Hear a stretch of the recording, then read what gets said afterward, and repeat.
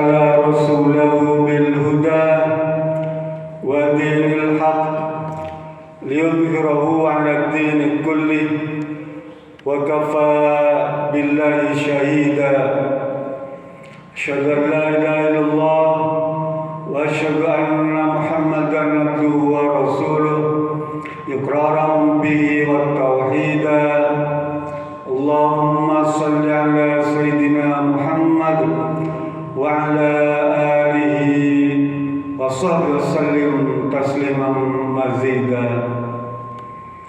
Hadirin yang dirahmati Allah Subhanahu wa taala. Di dalam sebuah hadis yang diriwayatkan oleh Auf bin Malik radhiyallahu anhu, qala Nabi sallallahu alaihi wasallam khiyaru a'immatikum alladzina tuhibbunahum wa yuhibbunakum wa tusalluna ilaihim wa yusalluna alaikum wa shiraru a'immatikum alladzina tubghiduna ilaihim wa yubghiduna alaikum wa tal'anunakum wa tal'anunahum wa yal'anunakum. Kama qala hadis sahih riwayat Imam Muslim. Kata Rasulullah SAW, ciri pemimpin yang baik itu, pemimpin yang baik dalam pandangan Islam adalah yang kalian mencintainya, kalian menyenanginya, kalian menyukainya untuk pemimpin itu, dan dia juga menyenangi kalian, menyukai kalian, mencintai kalian. Begitu juga kalian selalu mendoakan kebaikan kepada pemimpin itu, dan pemimpin juga selalu mendoakan kebaikan pada kalian. Itu ciri pemimpin yang baik, kata Rasulullah SAW. Sebaliknya, ciri pemimpin yang buruk, kata Rasulullah SAW dalam pandangan Islam, pemimpin yang kalian membencinya dan dia juga membenci kalian. Bahkan kalian sering melaknat, nyumpain pemimpin. Pemimpin juga sama, melaknat kalian. Hadis ini Pak, sangat menarik karena dalam pandangan Islam, kalau kita tengok sekarang ini hampir di seluruh dunia Pak, memilih pemimpin itu dengan model demokrasi itu. Sebenarnya elemen-elemen dalam demokrasi itu ada yang tidak bertentangan dengan prinsip-prinsip Islam, artinya sejalan.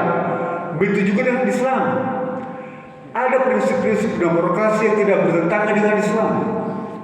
Karena Islam ini Pak, agama yang agung, agama yang mulia, dia menampung segala macam aspek kebaikan, segala macam yang baik ada di dalam Islam, termasuk persoalan demokrasi.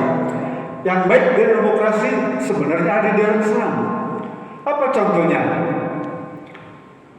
Tentang syura, memilih pemimpin dalam demokrasi itu dipilih dengan musyawarah, baik dengan pemilihan langsung ataupun tidak langsung. Di dalam Islam, memilih pemimpin juga dengan syura, melalui ahlul halli wal aqdi.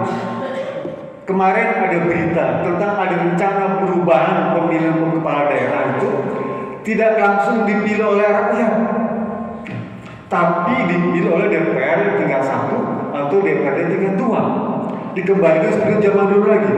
Nah, ini sebetulnya sejalan dengan prinsip Islam. Ternyata Islam jauh lebih baik dan lebih dulu mengawali bagaimana cara memilih pemimpin itu. Kita dulu pernah mencoba ini, bagus hasilnya. Ya, nggak ada kerusuhan, nggak ada gontok-gontokan, ya. Angka korupsi juga kecil di tingkat daerah itu. Begitu ada perubahan pemilihan langsung, coba Bapak Bilbal saksikan, ya. Betapa terkoyaknya masyarakat, betapa terpolarisasi masyarakat, ya, dengan biaya yang besar. Ternyata oleh para pemimpin direnungkan, ternyata cara Islam itu jauh lebih baik, ya. Karena memang Islam ini dibimbing oleh Allah Subhanahu Wa Taala. Nanti Bapak di rumah buka surat Ali Imran ayat 159 tuh. Wasyawirhum fil amri, bermusyawarah kalian dalam segala urusan tuh. Di dalam surat Syura ayat 38 Allah terangkan lagi, wa amruhum syura bainahum, di dalam urusan mencari pemimpin itu bermusyawarahlah kalian, ya. Ini adalah tuntunan Islam. Kita ingin mendapatkan pemimpin yang adil, Pak. Ya. Susah sekarang, Pak. 70 tahun, 77 tahun merdeka, ya. Rasa kita belum menemukan keadilan yang sebenarnya. Udah lama merdeka. Bahkan keadilan itu ditempatkan pada poin 5 di Pancasila itu. Tapi kenapa tidak pernah tercapai itu? Bahkan orang mencari keadilan itu sampai ke pengadilan pun tidak kita dapatkan. Lalu harus kemana lagi mencari keadilan? Bagi rakyat kecil khususnya, sulit untuk mencari keadilan karena pemimpinnya tidak adil. Para pemimpinnya tidak adil. Lembaga pengadilan pun tidak menunjukkan keadilan. Padahal Allah perintahkan kepada kita yang dilu wa aqrabul taqwa. Surat Al-Maidah ayat 8 tuh. Apa? Keadilan itu membimbing kita pada ketakwaan. Jadi kalau kita jadi pemimpin, usahakan harus adil tuh. Sekalipun ketua RT katanya ya, tingkat kecil, adil. Karena adil itu ciri orang bertakwa. Kalau tidak adil, maka dia bukan orang yang bertakwa. Boleh jadi orang Islam, tapi belum bertakwa. Dulu zaman Nabi Muhammad SAW, kata beliau, ketika ada seorang wanita Bani Makhzum itu mencuri, ya, lalu seorang sahabat, gimana caranya nih si pencuri ini supaya dapat keringanan, ya, tidak dihukum potong tangan tuh. Lalu kata sahabat, cari tuh sahabatnya Nabi yang bernama Usama bin Zaid, tolong suruh ngomong ke Nabi Muhammad agar hukumannya diringankan tuh. Ya. Mendengar itu Rasul marah, ya, marah. Dalam khutbahnya Rasul bilang, apa kalian nggak tahu dulu, ya, sebelumku ada kaum yang kalau orang kecil melakukan kejahatan dia dihukum berat. Tapi kalau orang-orang elit melakukan kejahatan, pencurian, korupsi, tidak diapa-apakan. Lalu kata Muhammad SAW, walau anna Fatimah binta Muhammadin saraqat laqata'tu yadaiha. Kalau demi Allah dia bilang ini, kalau sekiranya anakku yang bernama Fatimah itu binti Muhammad itu mencuri, pastikan aku yang akan memotong tangannya. Itu Islam, Pak. Dia tidak pandang bulu siapapun, sekalipun anak raja, anak presiden Nabi Muhammad itu pemimpin. Kalau anaknya mencuri, ya dihukum sama. Tapi sekarang Bapak bisa perhatikan, ya, hukum ini tajam ke bawah, tumpul ke atas. Apalagi kepada orang Islam. Ya. Diskriminasi terhadap Islam ini luar biasa. Kalau dari kalangan Muslim melakukan kejahatan, wah, diblok luar biasa. Seakan-akan hukum tajam. Tapi kalau orang kafir, ya enggak. Baru sekarang kelihatan lebih jelas lagi diskriminasi itu sesama orang zalim baru tuh, ya. Kasus-kasus yang sekarang ini ramai itu kan sesama zalim, sesama non muslim, baru takut orang Islam susah.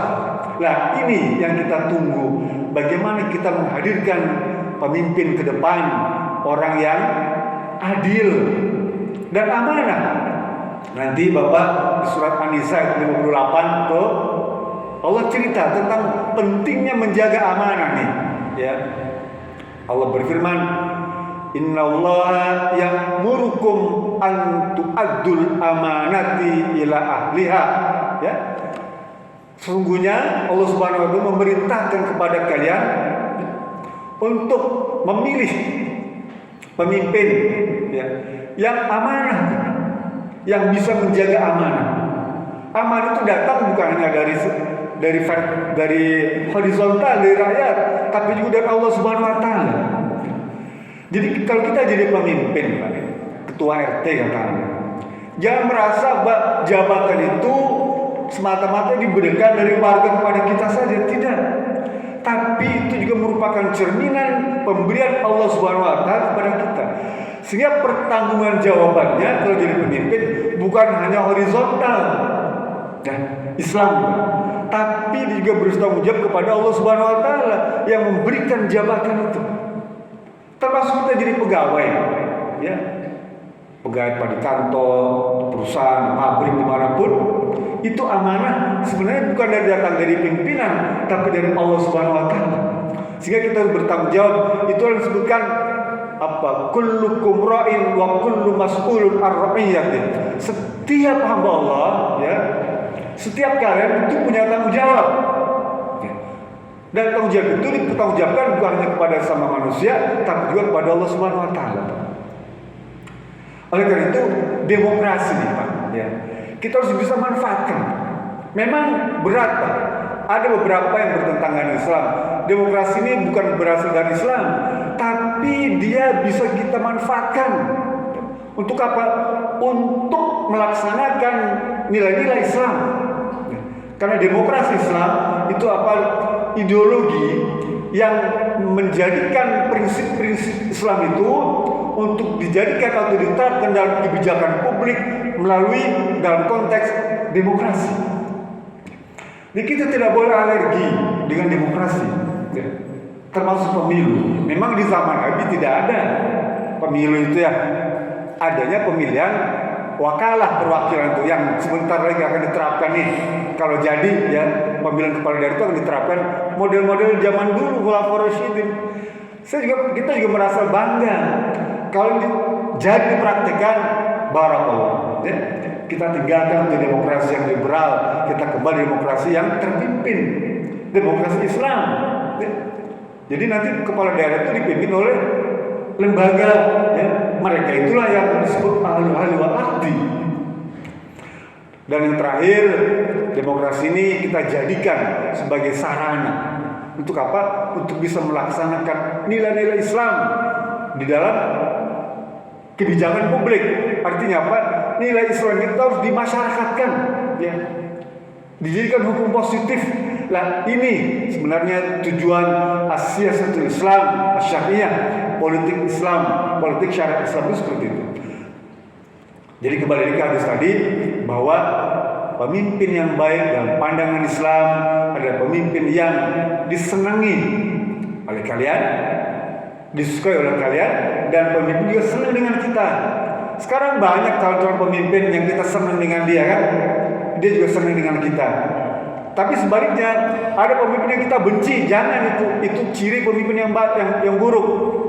Jadi pilihlah pemimpin yang kita senang dengan dia, kita suka dengan dia, kita tahu track recordnya. Itulah ke depan kita harapkan akan menjadi pemimpin umat Islam di Nusantara. Itu saja. Bila bisa. Assalamualaikum warahmatullahi